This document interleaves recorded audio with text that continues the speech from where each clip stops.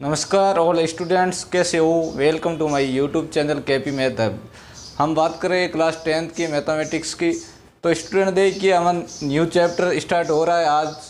हमने play list में जाकर नीचे लिंक दी हुई है, वहाँ पर जाकर और भी आप चैप्टर की वीडियो देख सकते हो क्लास 10th मैथ के। यहाँ पर हम आरबीएससी और एनसीईआरटी दोनों बुक के साथ साथ लेकर के चलते हैं, क्योंकि एक ही कोर्स है। एक ही कोर्स यहाँ पर क्या है, एक्सरसाइज चेंज है। जैसे एनसीईआरटी में ये एक्सरसाइज 2 नंबर पर है, तो यहाँ पर ये एक्सरसाइज 4 नंबर पर है। इस प्रकार यानी कॉन्सेप्ट एक चीज़ है। इस प्रकार आपको देख लेना, जो एनसीईआरटी स्टूडेंट है वो एनसीईआरटी की चैप्टर वाइज आपको कॉन्सेप्ट देख लेना, और जो आरबीएससी है तो वो सेम ही है जो एक्सरसाइज चल रही है। देखिए स्टूडेंट, जो फोर्थ एक्सरसाइज है, फोर्थ जो चैप्टर है वो 2 चरों वाली रैखिक समीकरण और असमीकाएँ बतानी है। कैसे हम हल करते हैं उसको, कैसे हम इसका हल की प्रकृति कैसे होती है, आपको दूसरे चैप्टर के अंतर्गत और तीसरे चैप्टर के अंतर्गत आपको जो समीकरण कैसे बनते हैं उसके बारे में समझाया, और द्विघात समीकरण के हल कैसे निकालते हैं, शून्य कैसे निकालते हैं, उसके बारे में आप पिछले वीडियो में आपको बताया, जो प्ले लिस्ट में दिए हुए देख लीजिए। तो आज हम बात करते हैं 2 चरों वाले रैखिक समीकरण और असमीकाय के बारे में। क्या होता है 2 चर, और इन सबसे पहले इस चैप्टर जो आपको मैंने बताया था कि कोई भी चैप्टर स्टार्ट होता है तो सबसे पहले उसका बेसिक कंसेप्ट क्लियर होना चाहिए आपको। यानी उसको जो चैप्टर की जो रूपरेखा है वो आपको एकदम अच्छी तरह से याद होनी चाहिए, ताकि आप नया जो भी क्वेश्चन आए तो आपको लगना चाहिए कि भाई कि यह क्वेश्चन इस चैप्टर में आया या इस यूनिट से आया है। तो देखिए स्टूडेंट, यहाँ पर 2 चरों वाले रैखिक समीकरण के बारे में हम बात करते हैं। 2 चर का मतलब क्या है? यहाँ पर आपको मैंने बताया, जो गणित में जो मैथ में चर और अचर राशि होती है। चर राशि किसे कहते हैं, अचर राशि किसे कहते हैं, आपको पिछले वीडियो में भी बता चुका हूँ मैं। यानी जो चर राशि होती है वो एक्स वाई जेड कुछ भी हो, यानी ABCD अल्फ़ाबेटिक फॉर्म में होती है। और जो अचर राशि है जो आप गणितीय रूप में यूज करते हैं उसको अचर राशि बोलते हैं। तो देखिए 2 चर वाली, यानी यहाँ पर आपको जो समीकरण या समीका दिखेगी तो यहाँ पर 2 चर होंगे। कोई भी 2 चर, कोई ज़रूरी नहीं है एक्स वाई हो, लेकिन ज़्यादातर हम क्या यूज़ करते हैं, एक्स और वाई यूज़ करते हैं, लेकिन चर होना चाहिए, यानी अल्फ़ाबेटिक कुछ भी हो जाए। यहाँ पर आपको क्या दिखेंगे, 2 चर दिखेंगे, कोई भी एक्स वाई जेड, कोई भी 2 चर दिखेंगे। इसका मतलब आपको समझ आ गया कि 2 चर वाली रैखिक समीकरण का मतलब क्या है। यहाँ पर रैखिक समीकरण आपको मैंने जब समीकरण के रूप में बताया तो आपको रैखिक समीकरण बारे में बताया कि रैखिक समीकरण क्या होता है, जिसकी पावर यानी घात जिसकी 1 होती है वो रैखिक समीकरण होता है, जिसकी पावर 2 होती है वो द्विघाती, और जिसकी घात 3 होती है वो क्या होता है। आपको रैखिक समीकरण के बारे में बताया कि जिसकी पावर 1 है। यहाँ पर देखिए जो चर राशि है एक्स और वाई, जिसकी पावर क्या दिख रही है आपको, 1 है। इसका मतलब क्या है, ये रैखिक समीकरण। तो स्टूडेंट देखिए 2 चर वाले रैखिक समीकरण और असमीका के बारे में हम बात करते हैं। यह आपकी रूपरेखा क्लियर होना चाहिए, यानी इस यूनिट का जो हेडलाइन है आपको एक तरफ क्लियर होनी चाहिए। अब देखिए 2 चर वाले रैखिक समीकरण हमने अब यहाँ पर यह 2 समीकरण लिए हमने, रैखिक समीकरण लिए, जिसको युगपत समीकरण बोलते। युगपत समीकरण क्यों बोलते हैं? क्योंकि यहाँ पर हमने 2 समीकरण के साथ में बात करें, यानी एक समीकरण ये और ये एक समीकरण, इसलिए यह युग में, यानी इसीलिए इसको युगपत समीकरण कहते हैं। अब यह इन 2 समीकरण का हल कैसे ज्ञात करते हैं, इसका हल क्या होता है, बाद में हम नेक्स्ट बात करेंगे। इसका आलेख की विधि से, यानी ग्राफ कैसे बनेगा इस समीकरण का, और जो रेखा आएगी ग्राफ में एक्स और वाई, ग्राफ कैसे खींचते हैं वो आपको समझाऊंगा मैं इस चैप्टर के अंदर। अब देखिए ये 2 समीकरण है। अब इसका समीकरण का हल कैसे ज्ञात करते हैं उसके बारे में बात कर। हल ज्ञात करने के लिए यहाँ पर 2 चर राशि आपको दिख रही है, एक्स और वाई। तो सबसे पहले क्या है, किसी भी चर राशि में पहले क्या है, एक्स का मान रखेंगे हम। एक्स का मान क्या रखना है कि आपको अच्छा लगे तो कम से कम वैल्यू रखनी, यानी 0, कभी 0 रख करके ट्राई करना, कभी 1 2, यानी लगभग आपको 2 वैल्यू रख करके ट्राई करनी, ताकि आपका इसका हल आ जाए। कैसे? अब ये समीकरण है, यदि मैं यहाँ पर x की वैल्यू क्या रखूँ और y की वैल्यू क्या रखूँ ताकि इसका हल ये संतुष्ट हो जाए, यानी इसकी प्रकृति है। तो हम मेरे को मालूम है कि इसका हल संतुष्ट करने के लिए इसकी वैल्यू क्या रख सकूँ मैं, ताकि इसका ये जो रैखिक समीकरण इसका हल संतुष्ट हो जाए। यानी इस ऐसी कोई भी x और y की वैल्यू हो यानी यह बिंदु x और y यहाँ पर, यानी यह बिंदु जो युग्म है इन दोनों के मान पर इस समीकरण को संतुष्ट हो जाए, ऐसा कोई आपको वैल्यू रखनी है। वो आपको जब मैं आलेख विधि समझाऊंगा वहाँ पर एक एक वैल्यू रख करके बताऊंगा। यहाँ पर मैं आपको डायरेक्ट ये संतुष्ट करता नहीं करता उसके बारे में बात करता है। तो ये समीकरण देखिए, मैं यहाँ पर ये एग्जाम्पल ले रहा हूँ कोई एक तरह का। इस एग्जाम्पल के अंदर मैं देखता हूँ कि भाई यहाँ पर यदि मैं x की वैल्यू 1 और y की वैल्यू भी 1 रख दूँ, यानी यहाँ पर क्या करूँ, x की वैल्यू 1 भी रखूँ और y की वैल्यू भी 1 रख दूँ, तो ये समीकरण क्या होगा, 3 और 2 5, 5 में से 5 किया, ये क्या हो गया, संतुष्ट हो गया। यानी इक्वल 0, इधर भी 0 आ रहा है, यहाँ पर 0 है। यहाँ पर भी मैं x की वैल्यू क्या रखूँ, 1 रख दूँ और y की वैल्यू 1 रख दूँ, तो भी यहाँ क्या है, संतुष्ट हो रहा है, क्योंकि x 1 और y भी 1। 7 और 4 11, 11 में से 11 गया 0। ठीक है स्टूडेंट। अब स्टूडेंट देखिए, इसमें जब मैंने ये वैल्यू रखी, जब आपको ये यहाँ पर से हमको क्या लग रहा है कि ये रैखिक युग्मित समीकरण का जो हल होगा वो 1 1 होगा। 1 1 का मतलब क्या है, यहाँ पर x की वैल्यू 1 रखने पर और y की वैल्यू 1 रखने पर यह समीकरण होगा वो संतुष्ट करेगा। समझ आया। अब ये वैल्यू 1 1 हमको, आपको क्या मालूम कि भाई 1 1 ही रखा, कि दूसरी से इनकी क्यों नहीं रखी, 2 क्यों नहीं रखा, 1। तो आप ये इस प्रकार के हल निकालने के लिए क्या करते हैं, हम आलेख की विधि से जो ग्राफ बनाकर हल करते हैं, जहाँ पर ये प्रतिशत संपाति हो, आपको मैं बता रहा हूँ अभी। तो देखिए स्टूडेंट, यहाँ पर जो वैल्यू हम कई बार हम x की वैल्यू 1 रखेंगे तो y की वैल्यू हम अपने आप आ जाएगी। जैसे कैसे, यदि मैं यहाँ पर x की वैल्यू 1 रखूँ, स्टूडेंट देखिए आपको बहुत अच्छा समझा रहा हूँ कि x की वैल्यू 1 रखूँ मैं, यदि ये x बराबर माना x बराबर 1 रखा, ठीक है, तो x की वैल्यू 1 रखा, तो y की वैल्यू ज्ञात करनी है हमको। 2y इधर रहेगा, अब ये x की और ये उस साइड में चला जाएगा, ये -5 है उस साइड में जाएगा, प्लस का 5 हो जाएगा, ये 3 है उस साइड में जाएगा तो -3 हो जाएगा। तो 2y बराबर क्या है 2, और y बराबर ज्ञात करना, ये गुणा में तो इस साइड में जाएगा, क्या हो जाएगा, भाग में चला जाएगा, यानी y की वैल्यू क्या आई, y की वैल्यू 1 आई। इस प्रकार हम मान ज्ञात करेंगे, यानी x की वैल्यू 1 रखने पर y की वैल्यू 1 आई। इसका मतलब इसका एक हल क्या है, ये, ठीक है। इस प्रकार x की वैल्यू कोई दूसरी रखेंगे तो y की वैल्यू और भी आएगी।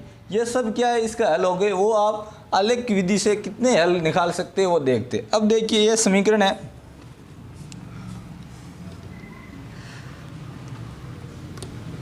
इस समीकरण को हम रैखिक समीकरण किस प्रकार को वर्क करते हैं वो इसके बारे में बात करते हैं। यहाँ पर यह समीकरण इस रूप में होता है,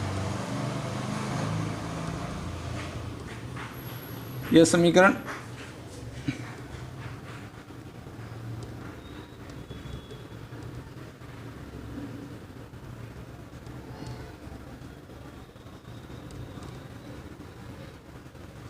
ठीक है इस रूप में होता है। यहाँ पर a1 b1 c1 दूसरा समीकरण, इसलिए a2 b2 c2, इस प्रकार ये समीकरण होता है। यहाँ पर हम सबसे पहले क्या करेंगे, हम a1 b1 c1 a2 b2 और c2 को मान ज्ञात करेंगे। मान कैसे ज्ञात करेंगे, इसको यानी इसको हम मिलाएंगे, यानी यहाँ पर a का वैल्यू a1 की वैल्यू क्या है 3, b1 की वैल्यू क्या है 2, c1 की क्या है 5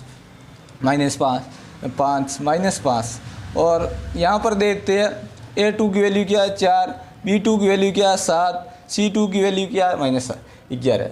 इस प्रकार a1 b1 c1 a2 b2 c2, इससे हमको लगेगा कि ये दोनों रेखा जो हम ग्राफ में जो मॉडिफाइड करेंगे, तो दोनों रेखा यदि एक बिंदु पर प्रतिच्छेद करती है, प्रतिच्छेद का मतलब क्या है कि एक रेखा तो इस समीकरण से आएगी, दूसरी रेखा इस समीकरण से आएगी।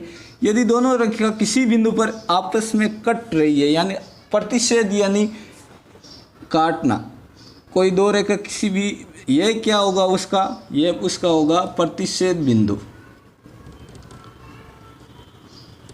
ठीक है।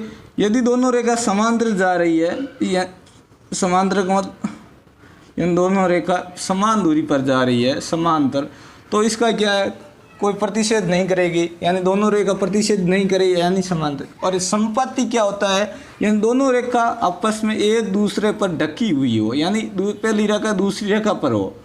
कैसे, कहीं यहाँ इस प्रकार भी हो सकती है, कोई ज़रूरी नहीं है, इस प्रकार भी हो सकती है, इस प्रकार हो सकती है। दोनों रेखा ढकी होनी चाहिए, यानी दोनों रेखा क्या है, एक दूसरे पर ढकी होनी चाहिए। इस प्रकार देखते हैं तो हम देखते हैं कि यदि, अब ये कैसे मालूम चलेगा हमको, ये सबसे पहले आप, यानी ये तो एक तो आप ग्राफ से करेंगे कि भाई इस प्रकार ये प्रतिषेध कहाँ पर रेखा प्रतिषेध करती है, कहाँ पर नहीं करती, ये तो आप ग्राफ से प्राप्त कर। लेकिन आप इन दोनों समीकरण को देख करके भी बता सकते हो कि ये दोनों रेखा किस प्रकार संपत्ति है, ये दोनों रेखा समांतर है, या दोनों रेखा प्रतिषेध करेगी, या दोनों, आप इस दोनों समीकरण को देख करके बता सकते हो। कैसे, देखिए यहाँ पर हम समीकरण का मान ज्ञात करेंगे। यदि मान A1/V2 और V1/V2 इन दोनों की वैल्यू बराबर नहीं हो तो दोनों रेखा एक बिंदु पर प्रतिषेध करेगी। अब प्रतिषेध कहाँ पर करेगी वो तो हम ग्राफ बनाएंगे, उस टाइम आपको समझ आएगा।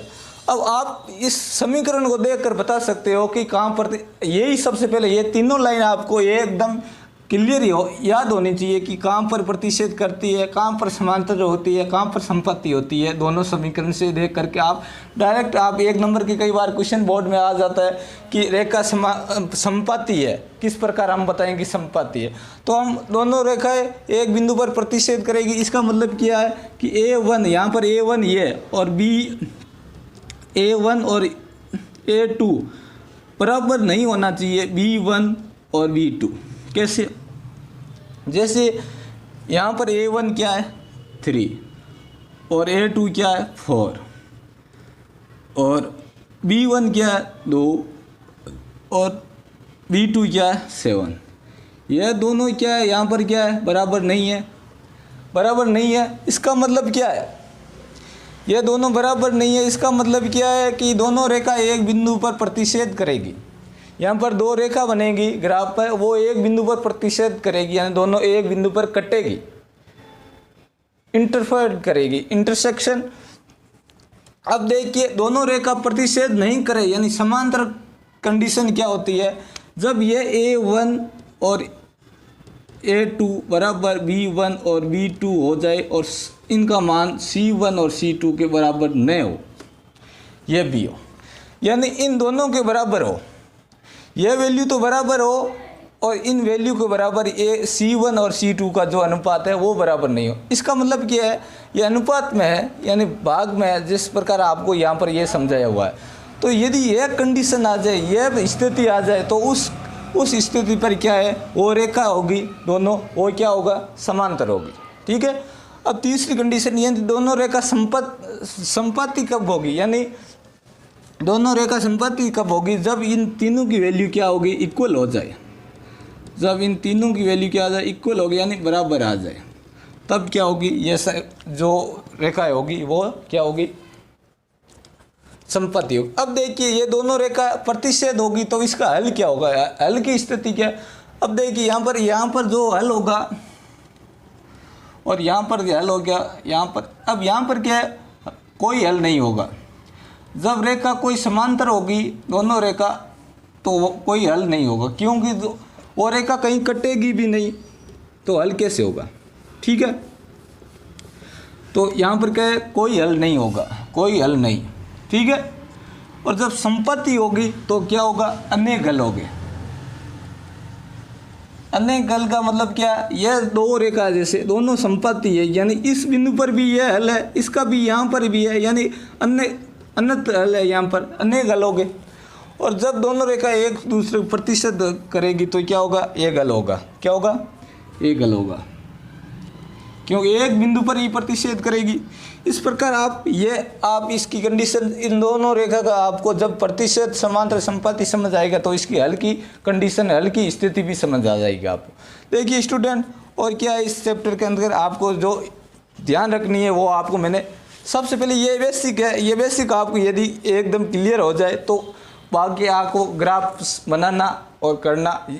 जब ग्राफ कब बनेगा, जब आपको ये पहले इस ग्राफ की नॉलेज हो जाए, यानी प्रतिषेध क्या होती है, समांतर क्या होती है, संपत्ति रेखा क्या होती है, और यदि हो जाए तो इसका हल क्या होगा, यह होता है।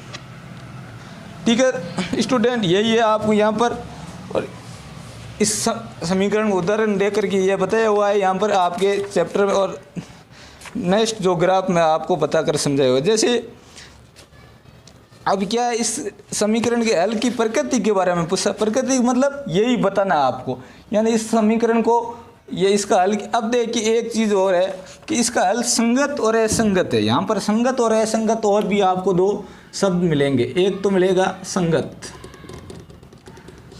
एक मिलेगा असंगत। संगत का मतलब यानी जो हल होगा वो अनेक और हल एक हो तो वो क्या होगा, संगत। असंगत का मतलब क्या है, कोई हल नहीं हो, यानी हल कोई नहीं हो, इसलिए इसका क्या होगा, जो हल होगा असंगत होगा। इस प्रकार हम चैप्टर की शुरुआत करेंगे। नेक्स्ट वीडियो आपको ग्राफ बनाना सिखाऊंगा, किस प्रकार इस समीकरण से ग्राफ बनता है, किस प्रकार ये रेखा प्रतिच्छेद करती है, किस प्रकार ये समांतर होती है, इसके बारे में हम नेक्स्ट वीडियो में बात करेंगे। तो देखिए स्टूडेंट, आपको ये वीडियो अच्छा लगे तो लाइक कीजिए और शेयर कीजिए, और आपको जो भी डाउट है कमेंट माध्यम से बताइए मेरे को। और अभी तक आपने मेरे चैनल को सब्सक्राइब नहीं किया है तो प्लीज़ सब्सक्राइब कीजिए। धन्यवाद। इस प्रकार आप मिलते रहे।